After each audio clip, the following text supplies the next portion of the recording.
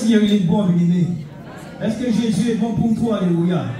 Est-ce qu'il t'a fait grâce, tu reconnais sa grâce, son amour manifesté envers toi? Alléluia. Jésus est fidèle. Alors ce matin, avant de partir, je demande au Seigneur une petite pensée pour nous encourager. Amen. Bon, c'est bien ça, hein? On vient de la veille du Seigneur, on vient à sa rencontre. Il y a le message, une petite pensée pour nous encourager. Alors, c'est quand je lui ai demandé, la pensée qu'il m'a dit dans mon cœur, c'est dans Josué. Lorsque Josué devait faire entrer le peuple dans le pays de Canaan, parce qu'il a dit à Moïse, tu verras de loin, mais malheureusement, bon, pas d'espoir, mais c'est Josué qui était à faire entrer le peuple. Amen. Mais il a dit à Josué une parole, c'est dans Josué chapitre 1, verset 6. Ce matin, je veux t'encourager. Enfin, je veux t'encourager, mais le Seigneur veut t'encourager à travers sa parole. Verset 6. Josué, c'est toi qui veux entrer ce peuple. Maintenant, il dit à Josué, verset 6. Bon, c'est bon arriver. Il dit, qu'est-ce qu'il dit là? Non, mais tu as peur de lui, mais pour lui sa forme. Il dit, Josué, fortifie-toi et prends courage. Et puis il continue, il dit, quand c'est toi qui mettras ce peuple en possession du pays que j'ai juré à leur père de leur donner, au verset 7, du verset 7, il dit, fortifie-toi seulement et, il ajoute quelque chose, et, bon courage. Amen. Ce matin, le Seigneur veut t'encourager, bien-aimé. Et je veux t'encourager aussi, alléluia. Fortifie-toi dans la grâce de Dieu, amen. Fortifie-toi dans ton Seigneur, même si le combat semble difficile, l'adversité est là, moi, hein. On voit que le combat, quand le monde même s'agite, on voit que c'est difficile, mon Dieu, pour nous. Mais nous savons qui nous avons cru, bien-aimé, amen. Et nous savons sur qui je m'appuie. Ce matin, sur qui tu t'as vu, hein? Le pasteur Zali, le pasteur Hugo, sur les anciens, sur tout. Non. Ce matin, tu t'appuies sur... Amen. Ce matin, je m'appuie sur mon sauveur. Il m'a dit, fortifie-toi. Comme s'il donnait un ordre à Josué. Fortifie-toi. Et bon courage. Ce matin, mon peuple, enfin pas mon peuple, Dieu. Alléluia. Fortifie-toi de le Seigneur. Alléluia. Fortifie-toi de la grâce de Dieu. Fortifie-toi par la force du Seigneur qui agit en toi. Alléluia. Pour rester debout. Continue la bataille. Amen. Continue la marche. Parce que Jésus devait faire entrer le peuple de le pays de Canaan. Mais nous, même bien-aimés, la Bible dit, dans le Romains chapitre 13, c'est pas le verset, mais que le salut est plus près de nous que lorsque nous avons cru. Donc, le retour du Seigneur est plus proche lorsque tu acceptes le Seigneur. Moi, c'est d'accord 25. Comme le frère Zay avec votre message, mais comment moi, c'est 25. Mais pour celui qui est plus près, hier, le salut est plus près qu'hier. Amen. Donc fortifie-toi dans le Seigneur, dans la grâce de Dieu. Sois fort pour affronter encore les épreuves encore à venir. C'est pas mais pour affronter ce monde qui part dans l'égarement, dans la perdition, dans les choses. Toi, fortifie-toi, alléluia. Amen. Ne t'arrête pas tes yeux sur ce que tu vois pour défaillir ou non. Mais reste debout pour la grâce de Dieu. Amen. Je vais demander un groupe de louange si vous voulez s'approcher. Merci Seigneur Jésus pour ta grâce. Que les bénévoles puissent nous conduire dans ce moment de louange. La gloire du Seigneur. Je laisse ma vie là. Vous allez bien, ça va y manquer personne? Mais je vais remplacer demain. Merci Seigneur Jésus. Soyez bénis, bénis pour les frères. Peuple de Dieu, soyez bénis ce matin. Loue ton Dieu. Loue ton Dieu ce matin. Acclame ton Dieu ce matin. Exalte ton Dieu ce matin. Oui, tu vas acclamer Jésus, mais acclame ton Dieu ce matin. Exalte ton Dieu ce matin. Ton Seigneur, celui qui te garde, te fortifie, te préserve. Veille sur toi, alléluia. Maman, t'as peur d'appeler Jésus, pas moi, pas. Mais pas les besoins, oh, alléluia. Lève-toi ce matin pour acclamer ton Dieu, alléluia.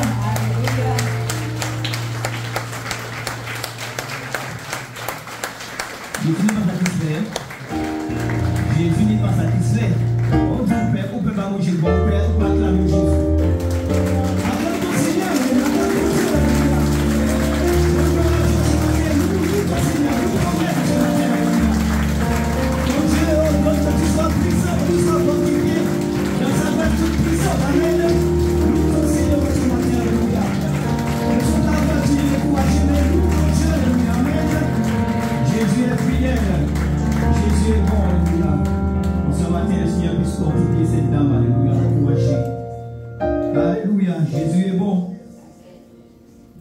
Amen. Soyez bénis. Et merci de nous conduire par la grâce de Dieu par son esprit dans ce moment. Merci mon frère. Alléluia. Dieu bénit son retour. Le groupe de louanges bénit le peuple de Dieu ce matin. Amen. Vous allez bien? Nous sommes de la joie ce matin. Alléluia. Puisque nous sommes au bon endroit, au bon moment.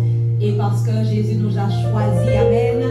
Nous voulons de tout notre cœur célébrer le roi des rois, le Seigneur des seigneurs. Nous saluons tous ceux qui sont connectés sur Zoom. Soyez bénis. Nous vous invitons à louer avec nous notre Dieu. Puisque le même esprit qui ressuscite à Christ est en nous en ce matin, eh bien, nous allons élever notre Dieu de tout notre cœur, célébrer et vraiment l'accueillir de tout notre cœur. Amen. Alors sentez-vous libre, battez des mains, puisque la joie du Seigneur est notre force. Alléluia. Le frère a dit de battre les mains, alors n'hésitez pas à battre des mains. Amen. Puisque le même esprit qui ressuscite à Christ est en nous, il est en nous.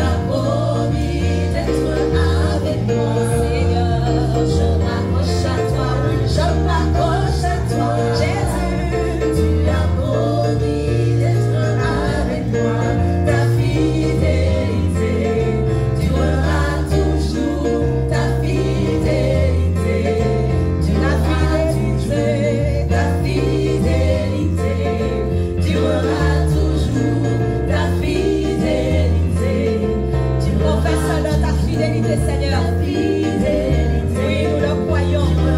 Tu ne nous as jamais abandonnés. Même quand nous t'avons abandonné, tu es resté fidèle, Seigneur. Oui, nous le reconnaissons. Tu es un Dieu fidèle, un Dieu d'amour, un Dieu compatissant. Ta fidélité, Jésus, durera toujours. Ta fidélité durera. Ta fidélité, durera toujours. Ta fidélité durera toujours.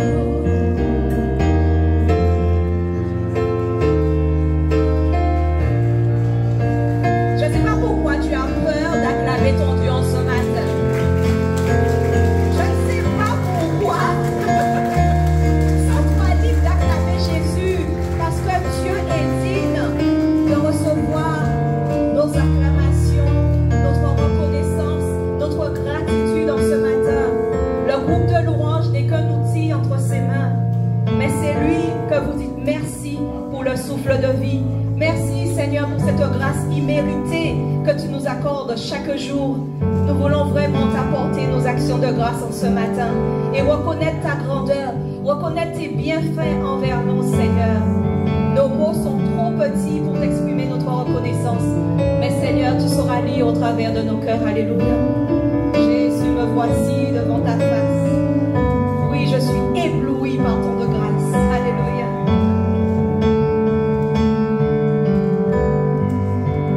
Jésus, merci pour ta présence.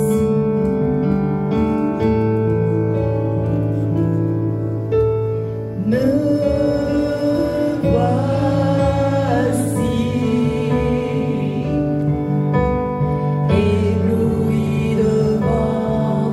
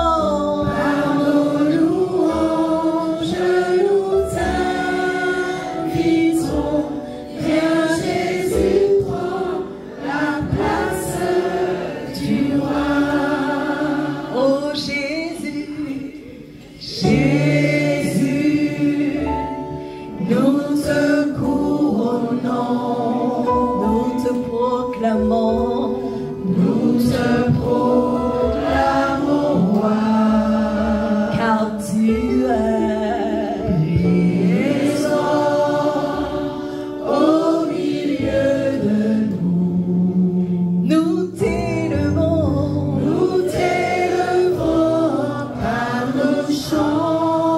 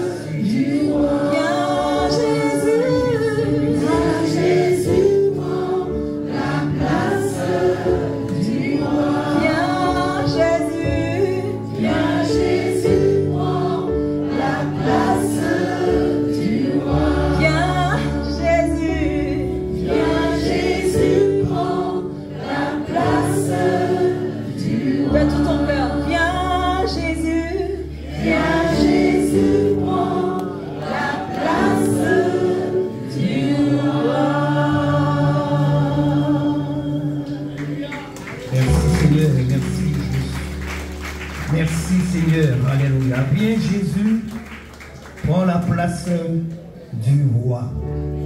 Bien Jésus, prends la place qui te revient, alléluia. La place du maître, alléluia. Bien Jésus, et prends la place qui t'est due, alléluia. Alléluia. Il est merveilleux, Jésus-Christ de Nazareth. Pour lever les mains bénies, pour adorer Jésus. Jésus, nous te couronnons, alléluia. Tu te rends compte? Jésus, nous te couronnons, alléluia. Il est dit comme les 24 vieillards, les 4 vivants, ils prennent une couronne et puis ils déposent au pied de Jésus. Et ils disent au Seigneur, tu es digne de... Alléluia. Oh, tu es digne, Seigneur Jésus. Regarde cette image, alléluia. Et puis pose ta couronne, et puis toi-même, l'image c'est toi, et puis tu déposes ta couronne au pied de Jésus parce que tu n'es pas digne. Mais ton sauveur est digne en ce matin, alléluia. Ton Dieu est digne en ce matin de recevoir la gloire. Ton Jésus, ton sauveur, ton maître, ton rédempteur, alléluia. Je dépose ma couronne à ses pieds en ce matin. Je lui dis, Seigneur, je ne suis pas digne de porter cette couronne, mais toi, tu en es digne, Jésus. Tu en es digne, Jésus, de la porter cette couronne, alléluia. Parce que tu as tout payé, alléluia. Jésus a tout payé, mon ami, mon frère, ma soeur. Parce que lui seul mérite de porter cette couronne de gloire. Pas une couronne d'épines, mais c'est pas ça, mais la couronne de gloire, alléluia. La couronne, il est marqué sur sa poitrine, roi des rois et seigneur des seigneurs, alléluia. Cette couronne est marquée, seigneur des seigneurs, roi des rois, alléluia. Oh Dieu puissant, Dieu souverain, alléluia. Éternel désarmé, oui, acclame ton Seigneur, alléluia. Jésus est digne de recevoir cette gloire, alléluia. Mon sauveur est digne, lui seul est digne, alléluia. Parce qu'il y a une couronne, alléluia. Roi des rois, Seigneur des seigneurs, alléluia.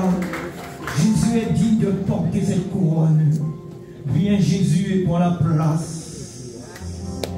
Prends la place, l'autorité, Seigneur Jésus. Prends la place qui t'est due, Seigneur. La place sur le trône de mon cœur déjà, Seigneur, dans ma vie, Seigneur. Sur mon trône de mon cœur, Jésus. La place qui te revient, Seigneur Jésus. Oh Jésus, merci, Seigneur.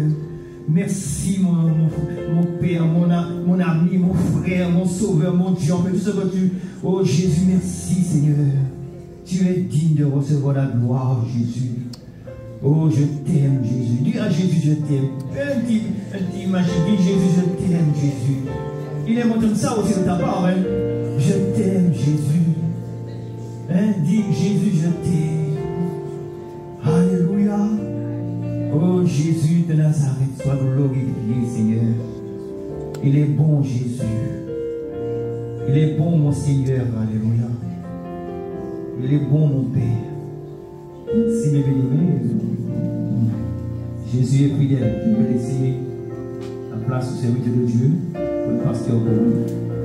Seigneur te bénisse, mon Père, aujourd'hui. C'est à moi, le Seigneur te bénisse et merci pour fortifier ton courage. Amen. Gloire à Jésus. Un grand bonjour à tous. Que la paix, la grâce, la bénédiction du Seigneur soit encore notre partage ce matin. Nous allons pouvoir ensemble méditer la bonne parole du Seigneur. Ce matin, je l'avais annoncé dimanche dernier que nous allions parler de la prophétie. Nous allons parler ce matin de la prophétie. C'est vrai qu'en annonçant cela, je me suis mis un petit peu la pression. Parce que ce n'est pas un sujet qui est forcément facile, mais comme les bien-aimés m'ont dit, ce serait peut-être mieux de l'aborder en étude biblique, mais c'est vrai qu'en étude biblique, il n'y a pas tout le monde. Donc c'est bon aussi de l'aborder pendant le culte, et puis après on peut approfondir en étude biblique. Le chapitre de Corinthiens, le chapitre 14 de 1 Corinthiens est le chapitre qui nous parle le plus de la prophétie.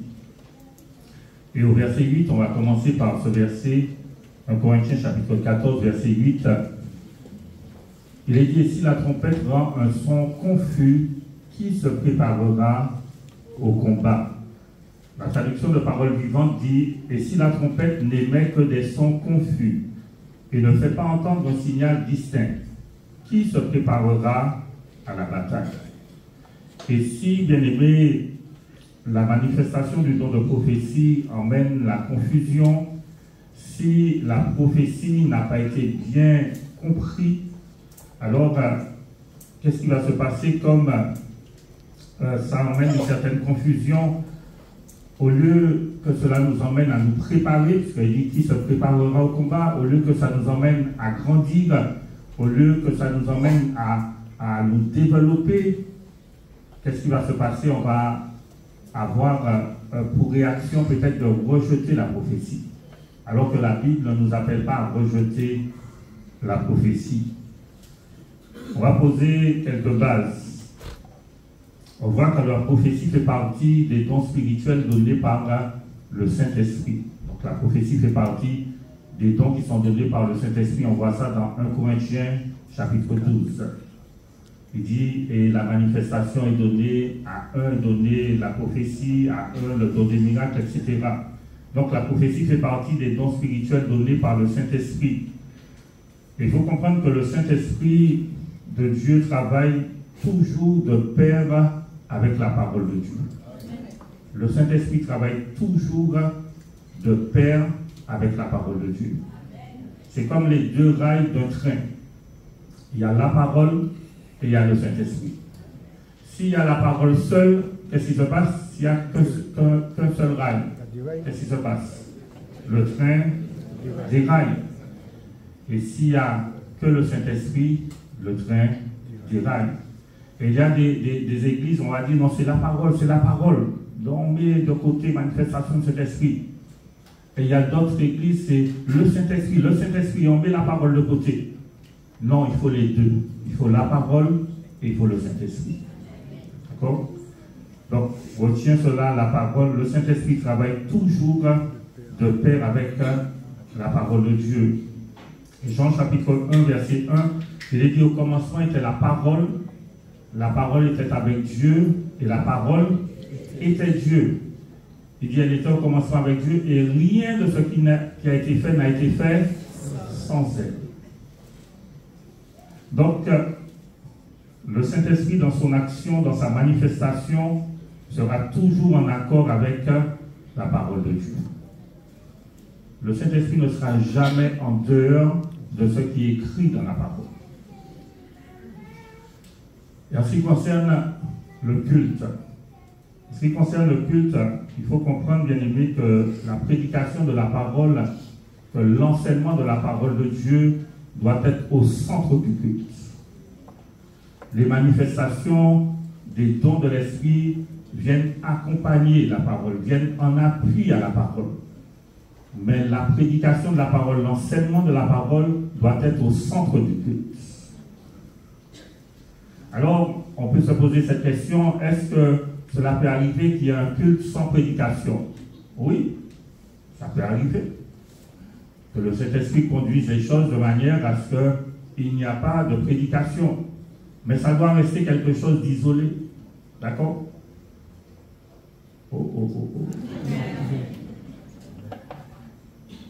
Parce qu'il faut comprendre, bien aimé, que ce n'est pas la manifestation des dons qui montre que Dieu est là. On va dire, ah ouais, aujourd'hui, il n'y a pas eu de prophétie, il n'y a pas eu de manifestation, Dieu n'était pas là. Dieu est présent par sa parole. Et à partir du moment où tu commences à mettre la parole de Dieu de côté, tu commences à mettre Dieu de côté. Dieu est présent par sa parole. Alors, essayons de définir un peu, essayer de définir simplement ce qu'est la prophétie. On va dire que la prophétie, c'est un message divin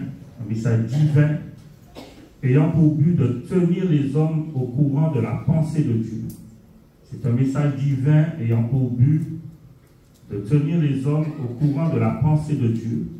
Donc, à travers la prophétie, Dieu va te faire savoir ce qu'il veut, ce qu'il désire. Il va te faire savoir ce qu'il attend de toi. Il va t'emmener à connaître quelle est sa volonté pour ta vie. La prophétie, c'est aussi, donc on va dire, un message divin qui va nous faire savoir ce qu'il y a dans le cœur de Dieu. La prophétie va nous faire savoir ce qu'il y a dans le cœur de Dieu. Ce qu'il y a dans le cœur de Dieu pour nous. Je connais les projets que j'ai formés sur toi, sur vous. Donc, une prophétie va nous emmener à connaître ce que Dieu a préparé pour nous, ce que Dieu veut nous donner, ce que Dieu veut accomplir à travers nous. Est-ce que tu me suis? Celui qui prophétise, il ne dit pas des généralités, donc il ne parle pas de plein de choses. Celui qui prophétise, il nomme des choses concrètes par leur nom. Il nomme des choses concrètes par leur nom. Il donne une parole précise pour une situation précise. Donc quand une prophétie est donnée, ce n'est pas confus, mais c'est clair et c'est précis. La prophétie peut s'adresser à une personne ou à un groupe de personnes. Alors, ça peut arriver, tu as le don de prophétie, et puis tu reçois une parole.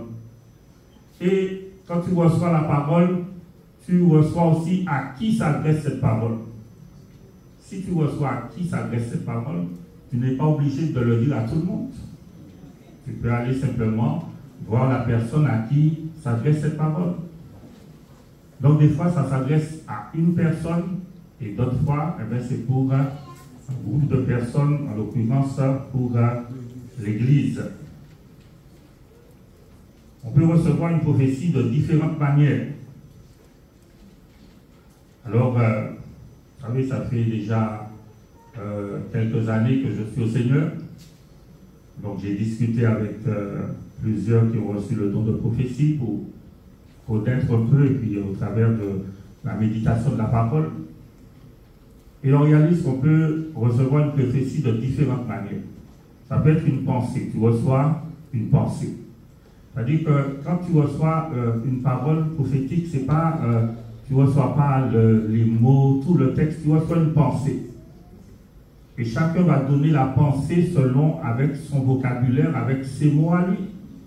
C'est pour ça que ça peut arriver que la personne porte une prophétie et puis tu dis, ah mais c'est pas bon Dieu parce qu'il y a une faute grammaticale. Hein. Tu dis, là papa... Non, tu reçois la pensée et tu donnes avec tes mots à toi, tu donnes avec ton vocabulaire à toi. Donc si comme moi-même tu n'as pas été à l'école, ça peut arriver qu'il y ait des fautes. Mais ce n'est pas les fautes qu'il faut regarder, il faut retenir la pensée du Seigneur.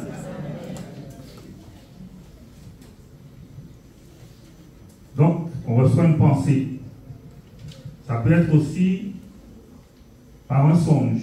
À travers un songe, le Seigneur nous donne une révélation. Ça peut être aussi par une vision. Ça peut être aussi une conviction intérieure. Si on regarde, je peux recevoir un message par SMS, n'est-ce pas vrai? Pas trop, hein? SMS, c'est déjà... Je peux recevoir un message par WhatsApp. Je peux recevoir un message par mail. Pas encore. Par Instagram, par Telegram, par tout ce que tu veux. Mais est-ce que c'est le moyen qui est important? Non. C'est le message qui est important.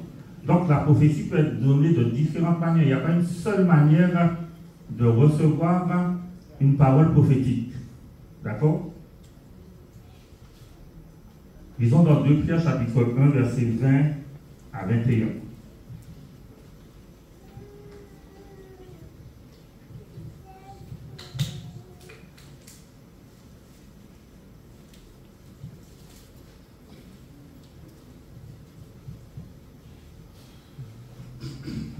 De Pierre 1, verset 20. Il dit, sachant tout d'abord vous-même qu'aucune prophétie de l'Écriture ne peut être un objet d'interprétation particulière. Car ce n'est pas par une volonté d'homme qu'une prophétie n'a jamais été apportée, mais c'est poussé par le Saint-Esprit que des hommes ont parlé de la part de Dieu. On va lire dans la traduction de Parole vivante. Parole vivante dit, notez avant tout qu'aucune prophétie de l'Écriture ne reflète la pensée personnelle de son auteur. la pensée personnelle de son auteur. Il dit un message prophétique n'émane jamais d'un caprice humain. Ces saints hommes de Dieu ont parlé parce que le Saint-Esprit les y poussait et ils ont prononcé les paroles que Dieu leur inspirait. Il dit que ce n'est pas le résultat d'une pensée personnelle. Ça veut dire que c'est ma réflexion personnelle et puis je porte cela. Non, ce n'est pas une pensée personnelle. Il parle là d'un caprice humain. Donc, vous savez, un caprice, c'est quoi? J'ai envie de parler, j'ai envie. Hein? Il dit mais que c'est poussé par le Saint-Esprit. Poussé par le Saint-Esprit. Ça veut dire que celui qui prophétise, il doit être poussé par le Saint-Esprit. Mais s'il dit poussé par le Saint-Esprit, donc c'est le Saint-Esprit qui t'inspire, mais on peut être aussi poussé par ses émotions. Des fois, on est là dans un temps, et puis il y a l'émotion, on peut être poussé par l'émotion et pouvoir donner une parole. Hein? On peut être poussé par ses propres désirs, par sa propre volonté. Et vous savez, il nous faut, chacun de nous, avoir la crainte du Seigneur. Tout à l'heure, je vais te montrer qu'il y a donc prophétie et prophétie. Il nous faut avoir la crainte du Seigneur. Et depuis dans l'Ancien Testament, on voit que Dieu disait, ces prophètes-là parlent en mon nom, mais ce n'est pas moi qui les ai envoyés. Il y a plusieurs passages. Et souviens-toi de ce passage du roi Roboam et du roi Josaphat. Et Roboam a dit à Josaphat, viens à la guerre avec moi. Et puis Josaphat dit, consulte l'Éternel, pour savoir si on doit y aller. Et Roboam fait venir 400 prophètes. 400 prophètes. Et tous unanimement disent, vas-y, tu auras la victoire. Et Josaphat n'est pas convaincu. Il dit, tu n'as pas un autre prophète. Il dit, j'ai un autre prophète, mais rien qui m'a l'air, rien qui bêtise. C'est-à-dire, rien dit bon, bah, il dit, fais-le appeler, Michel.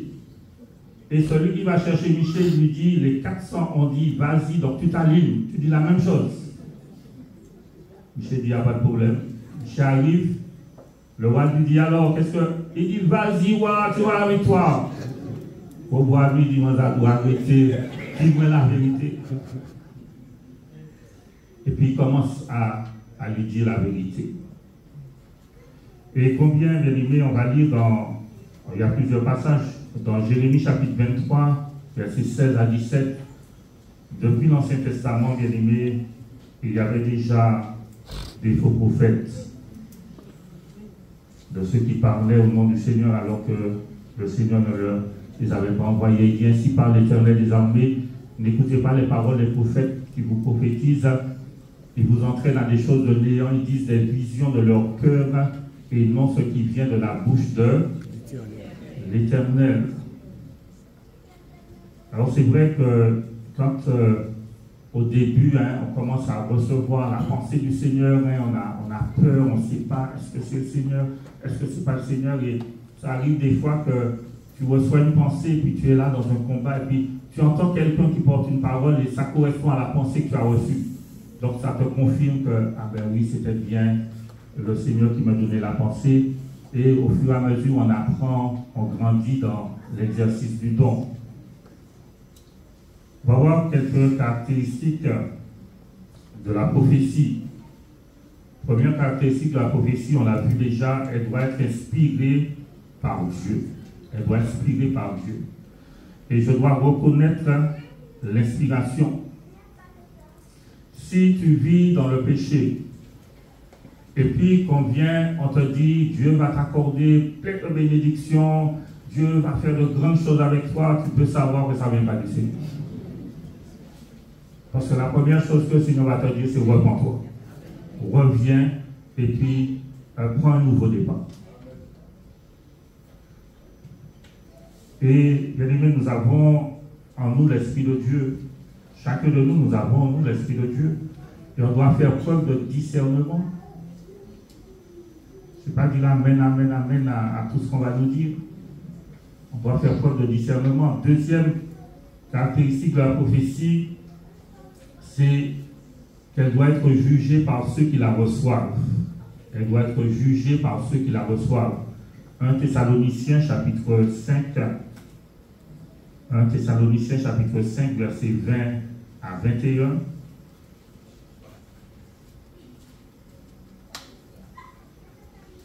Il dit, ne méprisez pas les prophéties, mais examinez toutes choses, retenez ce qui est bon. Donc, il nous dit là de ne pas mépriser les prophéties. Ça veut dire que ne pas mépriser, c'est je ne prends pas en compte, je considère comme si c'était rien. Paul dit non, n'ayez pas cette attitude-là. Il ne faut pas mépriser les prophéties. Mais qu'est-ce qu'on doit faire? Il dit examiner. Donc j'ai le droit d'examiner une prophétie. J'ai le droit d'éprouver une prophétie. Mais je vais examiner la parole à la lumière de la parole de Dieu. Je vais voir est-ce que ce qui est dit, est-ce que ce qui m'est dit est en accord avec la parole de Dieu. Et il te dit, s'il y a des choses, tu vois qu'il y a des choses qui sont en accord avec la parole, tu retiens, retenez ce qui est bon. S'il y a des choses qui ne sont pas en accord, ben, tu rejettes. Donc, on doit apprendre à faire le tri, mais ne pas d'emblée tout rejeter. Il dit, retenez ce qui est bon. Donc, la Bible me donne le droit de pouvoir examiner. Si tu viens, tu me dis, voilà, j'ai reçu une parole pour toi, le Seigneur te dit ça. J'ai le droit d'examiner. Tu ne peux pas me dire, ah non, c'est Dieu qui m'a dit ça pour toi. Non, j'ai le droit, la Bible me donne le droit d'examiner. À la lumière de la parole et selon la pensée de Dieu. 1 Corinthiens 14, verset 29, on parle de juger la prophétie. 1 Corinthiens 14, verset 29, pour ceux qui étaient des prophètes, donc ceux qui prophétisaient, que 2 ou 3 parlent et que les autres jugent. Alors on n'est plus, bien aimé, dans l'Ancien Testament où le prophète venait et disait « Ainsi parle l'Éternel » et tu n'avais rien à dire. Là aujourd'hui, celui qui va porter une prophétie, celui qui va venir me voir, me porter une parole prophétique, je peux juger dans le sens de discerner. Discerner si ça vient du Seigneur. Discerner si c'est l'Esprit de Dieu. Et vous savez, il faut faire attention dans l'Église, parce que dans certaines églises, ceux qui prophétisent ont pris le pouvoir. Dans une église, une fois, quelqu'un s'est levé, il a dit, le Seigneur nous demande de faire 7 fois le tour de l'église en chantant. Et on s'est levé, et ils ont fait 7 fois le tour de l'église en chantant, mais dans quel but? Parce que c'était dans l'Ancien Testament où le Seigneur avait dit de faire cela pour faire tomber les murs de Jéricho. On va dire, on va spiritualiser la chose, c'est pour faire tomber les murailles, ma chère. Et vous savez, il y a un temps, je pense que ce temps il évolue, où certaines personnes se sont mariées par prophétie. Oh. Quelqu'un vient et te dit, le Seigneur m'a dit, voici ton mariage. Le Seigneur m'a dit, voici ta femme. Quelque chose qui est si important pour la vie. Et il faut comprendre que quand quelqu'un te porte une parole, ça doit être une confirmation de ce que Dieu t'a déjà dit. Il y a plusieurs années de ça, j'étais encore très jeune. Un frère est venu et il m'a dit, le Seigneur m'a montré que ton épouse et toi, il va vous donner une grande maison. Alors, je l'ai regardé très incrédule, puisque j'étais loin de ça. Et puis il m'a dit, tu ne me crois pas, tu ne me crois pas. Il était fâché. Je ne sais pas que je ne te crois pas, c'est que je n'aspire pas à ça, en fait, je ne suis pas sur ça pour le moment. Donc, il y a des fois où le Seigneur peut te montrer quelque chose, garde ça pour toi. Ce n'est pas tout ce que le Seigneur te dit qu'il faut aller dire, hein?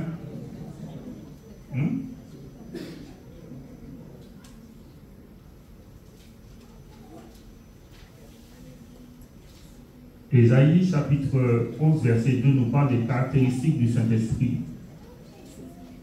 Et je dis que la prophétie, c'est un don qui est donné par le Saint-Esprit.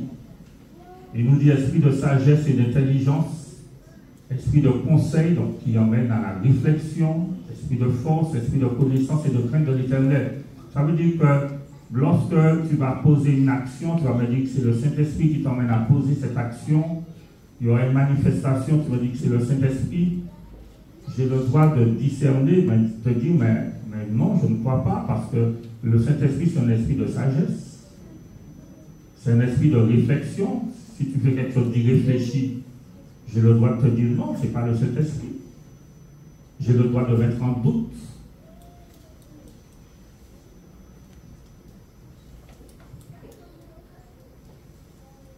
Je dis premièrement, il doit être inspiré par Dieu. Deuxièmement, j'ai le droit de juger, je peux examiner la prophétie. Troisièmement, elle reste sous le contrôle de celui qui la reçoit. Elle reste sous le contrôle de celui qui la reçoit. 1 Corinthiens chapitre 14, versets 32 et 33.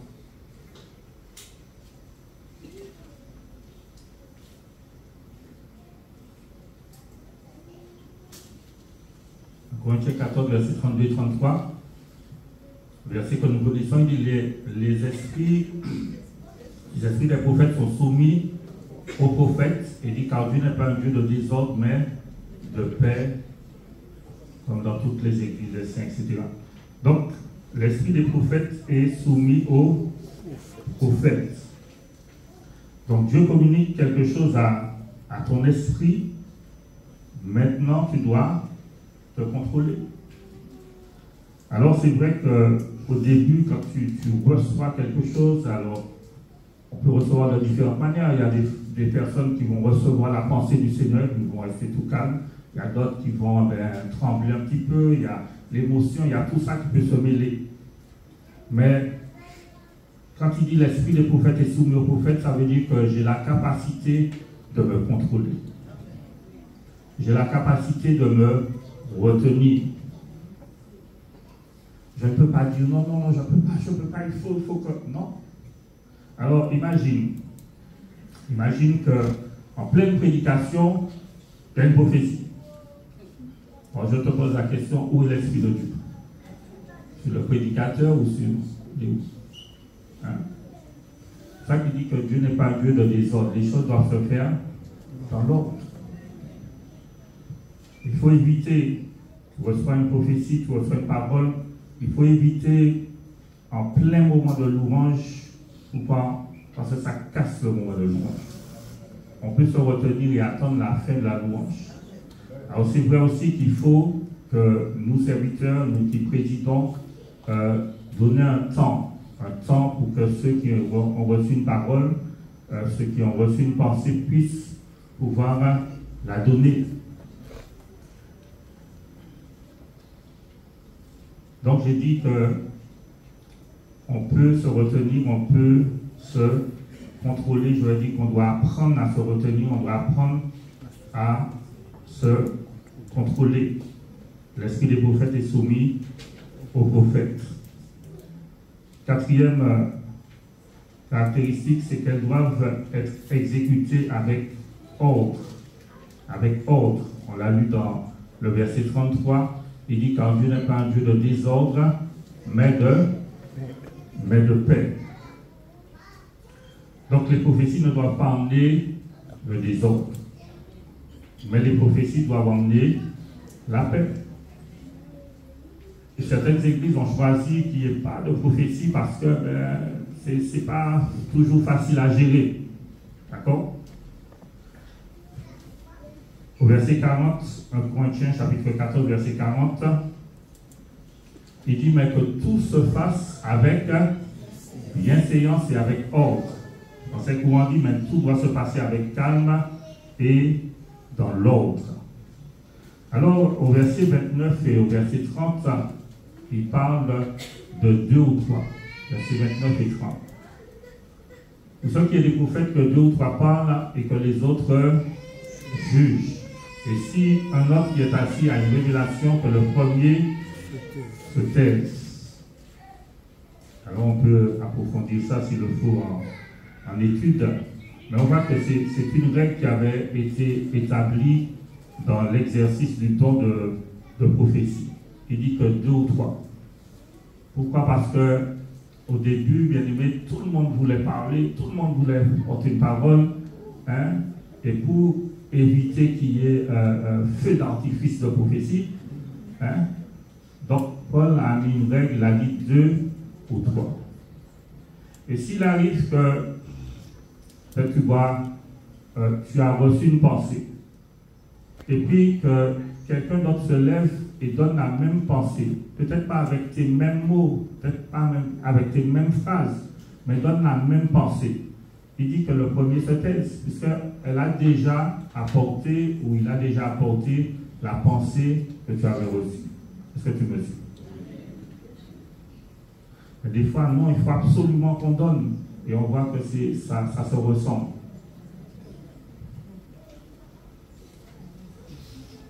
Donc la règle avait été établie à 2 ou 3. Donc, comme je vous ai dit, on peut approfondir cela par la suite. 5e caractéristique, elle doit édifier. La prophétie est là pour édifier. 1 Corinthiens 14, verset 1 à 4. 1 Corinthiens 14, verset 1 à 4.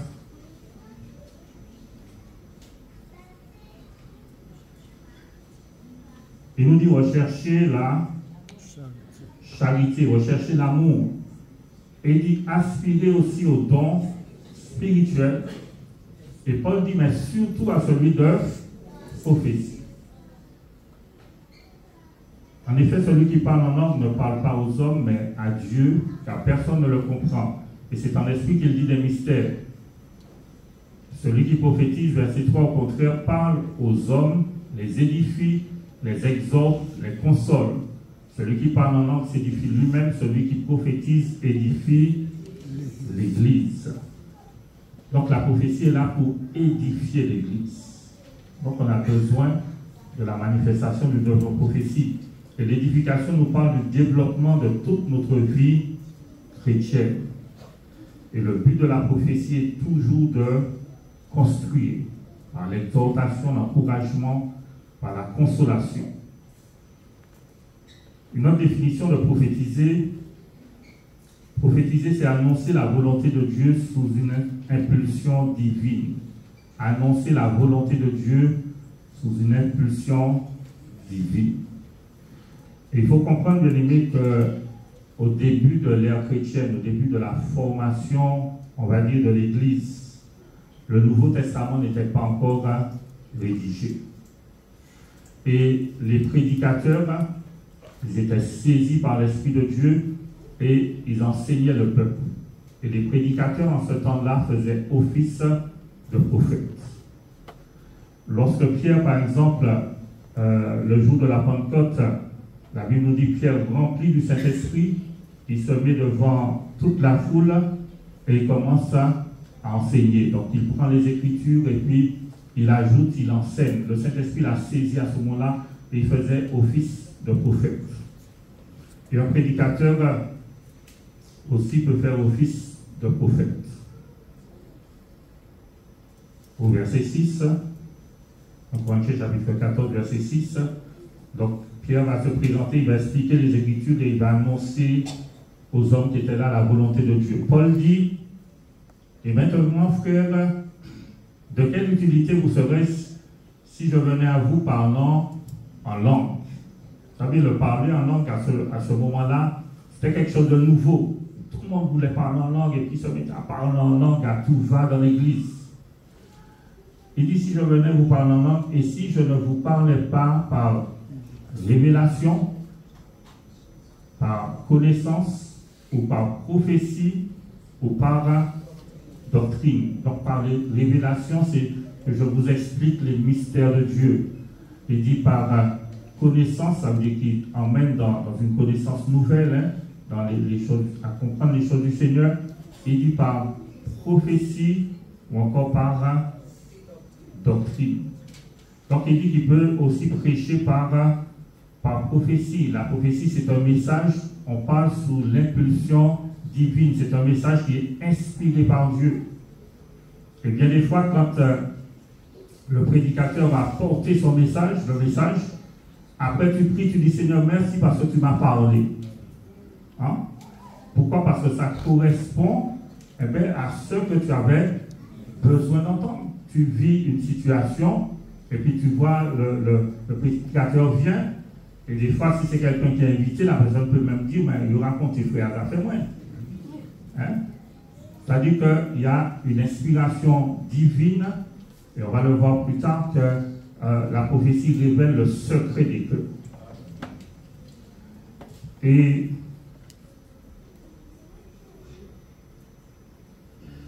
je réfléchis à ce qu'il faut le dire maintenant ou après, bref. Je vais le dire après. Maintenant, je vous ai dit tout à l'heure qu'il y a, la prophétie et il y a le don de prophétie. Souviens-toi qu'à un moment, Moïse a dit à Josué, parce que Josué a voulu arrêter des hommes qui prophétisaient, et Moïse lui a dit, puisse tout le peuple de Dieu prophétise. Et ça nous concerne, nous. Il y a le don de prophétie. Donc, celui qui a le don de prophétie, de manière répétée, il peut porter des paroles prophétiques. Ça ne veut pas dire que parce que j'ai le don de prophétie, tous les dimanches, je dois prophétiser. C'est pas ça. Hein? Moi, j'ai le don de prédication, je ne vais pas dire, comme j'ai le don de prédication, je dois prêcher tous les dimanches. Hein? Parce qu'il y a aussi le mardi, il y a aussi le vendredi, et puis il n'y a pas qu'à l'église, tu peux être à l'extérieur et porter une parole prophétique. Maintenant, il y a celui qui a le don. Donc, de manière régulière, le Seigneur peut l'utiliser pour porter une parole. Mais chacun de nous, bien-aimés, qui avons reçu l'Esprit de Dieu, tu marches en communion avec Dieu, Dieu peut t'inspirer une parole pour ton frère, pour ta soeur, pour ton prochain. Tu peux être là assis et puis le Seigneur fait monter une parole dans ton cœur pour celui ou celle qui est assis à côté de toi. Au travers d'un songe, au travers d'une vision, le Seigneur te porte une parole, t'inspire quelque chose. Et ça vous est déjà certainement arrivé, tu parles avec quelqu'un, hein, et puis la personne te dit, mais ce que tu es en train de me dire là, mais je me posais des questions, tu es en train de répondre à mes questions. C'est-à-dire qu'à ce moment-là, tu fais office de prophète.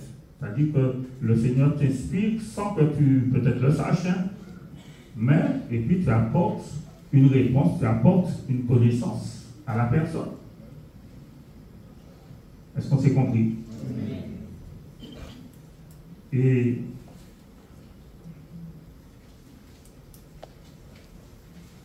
il y a cette question qui se pose, et pour expliquer ça par la suite, parce que beaucoup se déclarent aujourd'hui prophètes. Alors moi, je vais vous donner ma compréhension des choses. Tant que le Nouveau Testament n'avait pas été rédigé, et avant ce temps-là, des prophètes qui parlaient sous l'inspiration divine. Une fois que le Nouveau Testament a été rédigé, c'est fini. Le ministère de prophète, c'est terminé. Ça, c'est moi, je l'ai compris comme ça.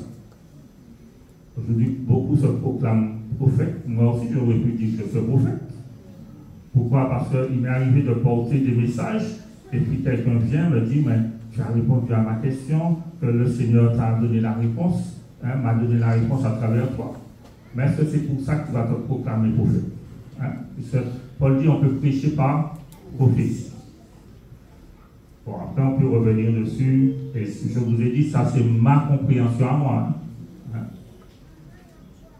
Que ce soit apôtre ou prophète, aujourd'hui beaucoup se déclarent apôtres parce qu'ils ouvrent plusieurs églises. Mais les apôtres, au départ, ils ont été dans des endroits où l'évangile n'était pas encore connu. Aujourd'hui, dans le monde entier, l'évangile est connu. Donc, tu ouvres les églises, mais ça ne fait pas de toi un apôtre. Bref. Sixième caractéristique, 1 Corinthiens chapitre 14, versets 24 et 25, sixième caractéristique, elle révèle les secrets des cœurs.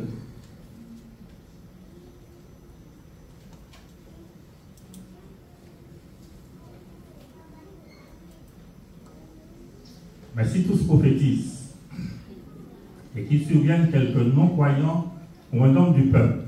Il est convaincu par tous, il est jugé par tous. Il dit, les secrets de son cœur sont dévoilés de sorte que, tombant sur sa face, il adorera Dieu et publiera que Dieu est réellement au milieu de vous.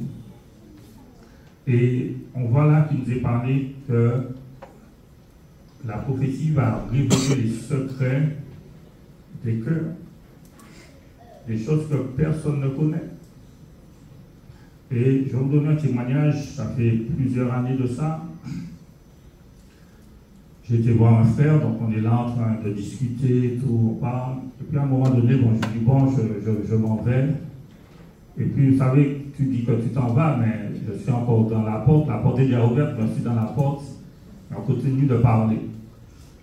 Et son épouse était assise là, sur le canapé, en train de regarder une émission à la télé.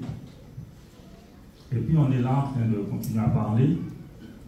Et puis, subitement, elle se met à parler en langue.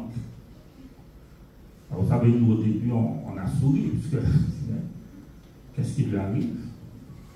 Mais après, on a compris que c'était sérieux. Vraiment, le Saint-Esprit l'a saisi. Il se met à parler en langue. Après le parler en langue, elle donne l'interprétation.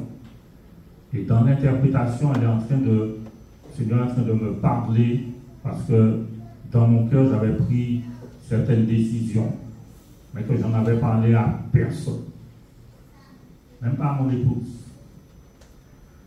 Et là, le Seigneur est en train de me dire de ne pas faire cela, de ne pas prendre cette direction, etc. Et là, le frère me dit, est-ce que c'est ça, etc. Mais là, vraiment, le Seigneur a révélé le secret de mon cœur. Quelque chose dont je n'avais parlé à personne. Hein? Et ça s'est passé aujourd'hui. Ah, c'était pas à l'église. Non. Ça s'est passé à l'extérieur de l'église. Quand je te dis la manifestation du don, c'est pas seulement à l'église. Donc, la prophétie va révéler le secret des cœurs. Septième caractéristique, c'est que la prophétie doit être, alors il y a plus de caractéristiques, mais on va s'arrêter là. La prophétie doit être exercée avec amour. Avec amour. C'est un don qui doit se manifester, s'exercer avec amour. Le chapitre 12 nous parle des dons spirituels. Chapitre 14 nous parle surtout de la prophétie. Et entre le chapitre 12 et le chapitre 13, et le chapitre 14, il y a le chapitre 13. Et le chapitre 13 nous parle de l'amour. De l'amour. Et au chapitre 14, le verset 1er dit « Recherchez l'amour ».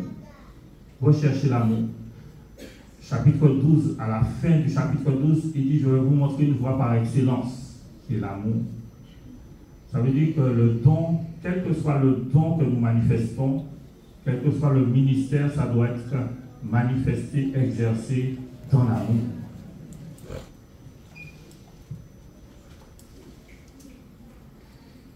En Corinthiens 13, verset 2, quand vous aurez le don de prophétie, etc., il dit, si je n'ai pas l'amour, je ne suis rien. Donc je dois aimer les gens. Le don de prophétie ne fait pas de moi une personne supérieure aux autres, ni une personne plus spirituelle. Quel que soit le don, on manifeste un don, et puis on pense que parce qu'on a un don, on est plus spirituel, on est supérieur aux autres. Non. Il faut faire la différence entre la manifestation d'un don spirituel et puis le fruit de l'esprit. Hein? Les dons de l'esprit et le fruit de l'esprit. Je peux manifester un don de l'esprit, mais je n'ai pas le fruit de l'esprit, qui est le caractère de Dieu.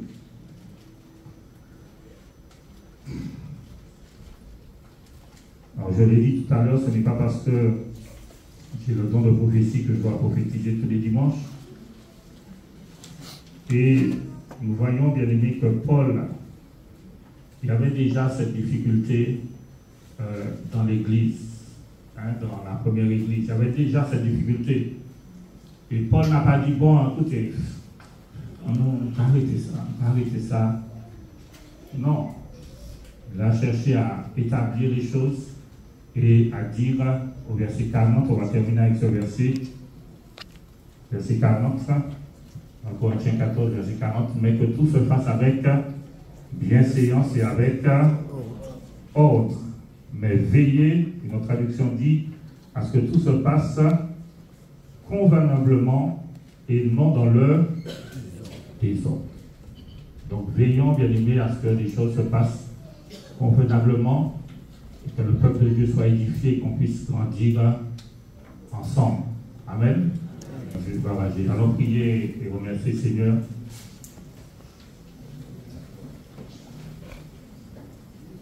Et le but, ce n'est pas de taper, bien aimés, sur ceux qui prophétisent, non pas du tout, mais parce que nous avons besoin de la manifestation du don de prophétie et nous désirons que les choses soient bien faites. Hein, soient bien faites. Parce que la Bible dit aspirer surtout à celui de la prophétie. Donc, on en a besoin, mais il faut que les choses soient bien faites. Seigneur, nous voulons bénir ton nom et nous voulons te glorifier, Père.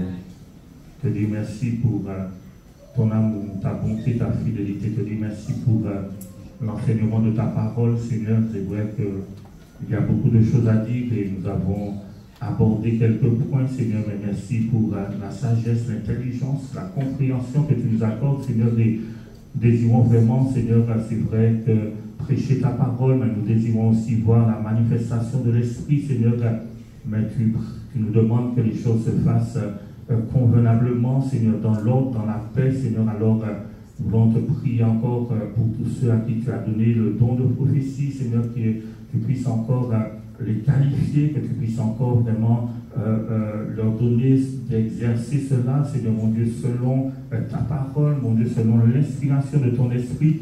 Et chacun de nous, Seigneur, mon Dieu, aide-nous encore à marcher en communion avec toi, Seigneur, afin que quand tu le désires, quand tu le voudras, que nous soyons mon Dieu, un canal, Seigneur, mon Dieu, pour pouvoir recevoir un message inspiré, une parole inspirée, pour pouvoir communiquer cela à notre frère, notre soeur, notre prochain, comme tu le voudras. Seigneur, nous bénissons ton nom pour ta grâce, pour ta fidélité. Merci de ce que tu nous accordes encore du discernement, Seigneur, mon Dieu, et que nous puissions encore grandir et aller de l'avant avec toi. Seigneur, à ton nom, je veux donner la gloire et te dire un grand merci, Père, dans le nom de Jésus-Christ.